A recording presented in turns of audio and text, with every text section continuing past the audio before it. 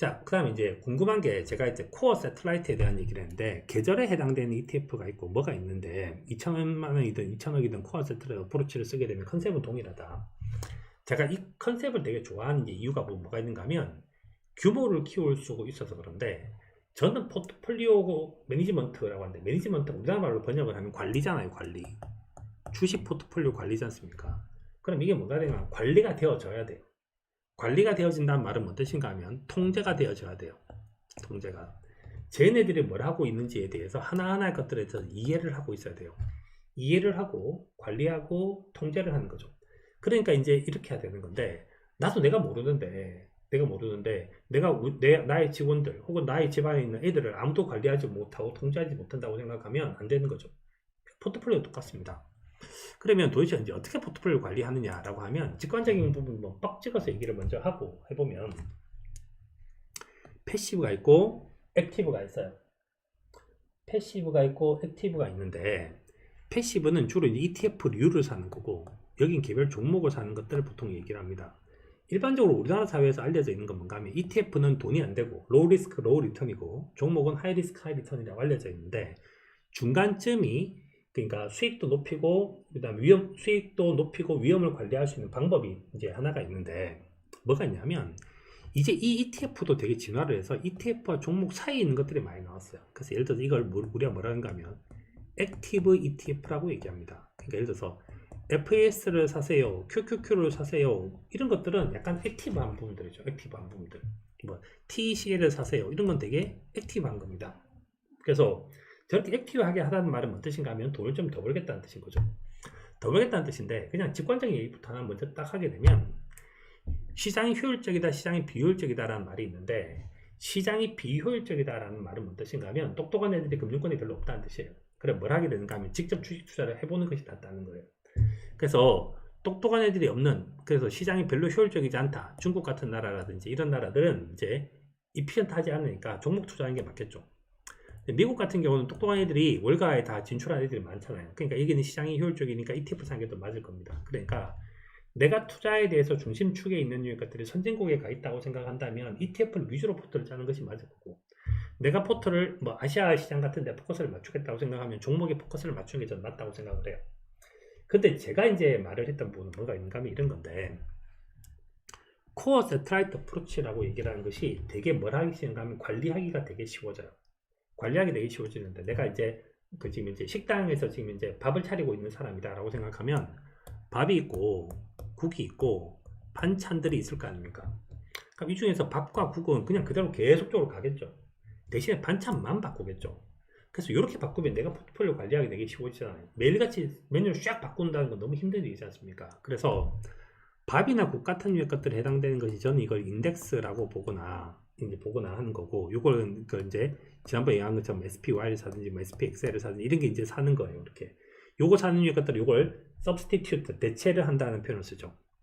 근데 반찬을 하는데 반찬을 이제 핵심적인 반찬 두 가지가 있다고 생각하면 계절 반찬이 있고 그냥 좋아하는 반찬이 있을 건데 저는 이제 코어 자산이 있고 세틀라이트 뭐 지난번에 했답니다. 세틀라이트 1이라고 하는 것은 시클리컬하게 투자를 한다. 근데 세틀라이트 2는 스트럭처럴하게 투자를 한다. 그러면 그다음 뭐 여기다가 뭐 트레이딩도 할 수 있는데 트레이딩. 그럼 네 가지로 나눌 수 있겠죠. 네 가지. 하나, 둘, 셋, 넷 이렇게 나눌 수 있겠죠. 코어 자산 30% 산다. 시클리컬 자산 30% 산다. 그 다음에 이제 예를 들어서 스트럭처럴 체인지, 그래서 뭐 ARK 같은 스트럭처 체인지는 그간 뭐 20% 산다. 종목 한 20% 산다. 이렇게 하면 100개 맞춰져요. 근데 이것도 기준이 있겠죠. 위가 뭡니까? 위가 60은 넘어야 되겠죠. 60은. 그 다음에 상품에 대해서 요거 얘기하면서 제가 지난번에도 그 얘기를 했는데 ARK가 어떻게 사야 되냐고 질문을 막 하시고 뭐 저는 이제 뭐 이만큼 산다. 그래서 뭐 ARK ETF에 대해서 뭐 캐시우드를 지켜보고 싶다. 다음 주에 제가 펀드 매니저한테 질문하는 거에 대해서 몇 가지 제가 보여드릴게요. 그러니까 사람을 선택하지 않아요. 캐시우드한테 뭐라고 질문하실 건데요? 캐시우드를 만나면 뭐라고 질문하실 건데요? 이렇게 영어가 된다고 치고. 그래서 그렇게 질문하는 것도 또 좀 뭔가 이제 다른 게 있는데 일단 기본적으로 이제 스트럭처럴 체인지가 있는 걸 투자를 할 때는 뭘 해야 되는가 하면 망할 수 있다는 그랬잖아요. 그죠? 제가 지난번에 다 했던 얘기인데 그래서 분산 많이 해야 돼요. 분산 많이 하니까 이노베이션에 투자하겠다고 생각하는데 3개를 산다. 이건 말이 안 됩니다. 이노베이션에 투자한다고 생각하면 30개를 사는 게 맞는 거죠. 그러니까 더 많은 분산한다. ARK는 대충 2% 산다 그랬죠.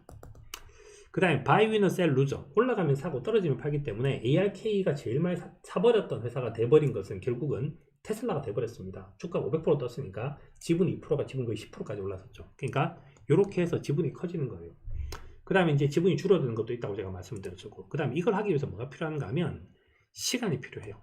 시간이 필요하다는 말은 무슨 뜻인가 하면 시간 안에 사는 자와 죽는 자로 갈라지게 됩니다. 그래서 사는 자가 나올 때까지, 그때까지 계속 그걸 버티는 거예요. 버티는 거. 그래서 마치 벤처에 투자하는 거랑 거의 비슷한데, 옛날 제가 이제 그 손정희의 투자 패턴은 도대체 뭐냐 그래서 손정희는 10개의 벤처에 투자를 하고 IRR을 40%를 맞춰 놓고 10개 중에 딱 2개가 성공하고 8개를 버리는 그런 패턴이에요. 그런 패턴. 그래서 그런 투자 방식은 좀 다른 사람하고 좀 되게 다르기 때문에 시간이 필요합니다. 그래서 이렇게 투자를 하는 것이 맞다. 왜 이렇게 투자를 시간을 길게 해야 되냐 하면, 피터 싱어라고 하는 철학자가 있는데, 이 철학자가 에스컬레이터 이론에 대한 얘기를 했어요. 이 말은 뭔가 에스컬레이터를 타고 가는데 여기 있을 때 생각했던 것과 여기 가서 생각하는 건 되게 다른 거예요. 다른 거. 우리가 이제 투자를 여러 가지를 하게 되는데, 워렌 버핏이 최근 10년 동안 놓쳐서 제일 안타까웠던 회사 중에 하나는 아마존이었습니다. 왜냐하면 다 친한 사이죠. 그러니까 워렌 버핏의 뭐 절친 한 다리 두 다리 건너서 누가 했었는가 하면 제프 베조스가 있었던 거죠. 그래서 주총장에서 이제 한 주주가 손을 들고 질문을 했습니다. 버핏 할아버지, 당신 그렇게 친한데 왜 못 사셨어요? 이렇게 물어봤어요. 그때 버핏이 이제 뭐라고 얘기했는가 하면 뭔가한테 얘기했습니다. 야, 니 왜 못 샀냐? 이렇게 얘기했어요. 그 둘이가 똑같이 얘기를 했는데, 나 걔가 그렇게 잘할 줄 몰랐다. 답이 그거였어요. 너무너무 어려운 일을, 그 어려운 일들을 다 해내는 걸 보고 나도 깜짝 놀랐다. 절대 쉬운 일이 아니다. 그게 사업을 한번 해보면 내가 느끼는 거지만, 사업가인 내가 보기에 실제로 그 사람은 정말 훌륭한 경영자다라는 얘기를 했어요. 워렌 버핏의 현재 포트폴리오를 잠시 그냥 얘기하면 70%의 지주회사가 있고, 요즘 이게 80%까지 커졌다는 얘기를 하고 있고, 계산 안 해봤어요 제가. 20% 내지 30% 정도 준다는 투자회사가 있는데 수익이 뭐가 더 높겠습니까? 투자회사가 더 높아요. 쉽게 말하면 애플이 돈을 더 많이 벌어줬지, 워렌 버핏이 지주회사를 갖고 있는 네브라스카 퍼니처 이런 데가 돈을 번 것이 아니었어요. 그 말은 뭔가 하면 매니지먼트를 잘하는 것보다 좋은 기업을 발굴하는 것이 더 수익이 더 높았다라는 뜻이에요. 그 말은 무슨 뜻인가 하면 이게 진짜 어려운 일이라는 거예요. 어려운 일. 그래서 어려운 일이니까 뭐가 필요한 거 시간이 많이 필요하다고. 시간. 하고 싶어서 하는 게 아니라고. 그럼 성장주를 투자할 때는 또 뭔가 하면, 제가 아까 성장주에 투자할 때 뭐라고 했습니까? 금리 올라가면 줄이라고 그랬죠. 근데 성장주 투자는 또 웃기는 것이, 성장률이 높으면 퍼가 높아야 돼요. 그러니까 딱 두 가지 되게 율배반적인 얘기를 할 수밖에 없는데, 단기적으로 ARK 같은 투자를 해서 성장주에 투자를 할 때는 금리에 센시티브하다. 근데 우리가 좀 길게 쭉 바깥에서 빠져나오면 뭐가 되게 중요한가 하면, 성장률이 높으면 퍼가 굉장히 빠른 속도로 레벨업이 돼요.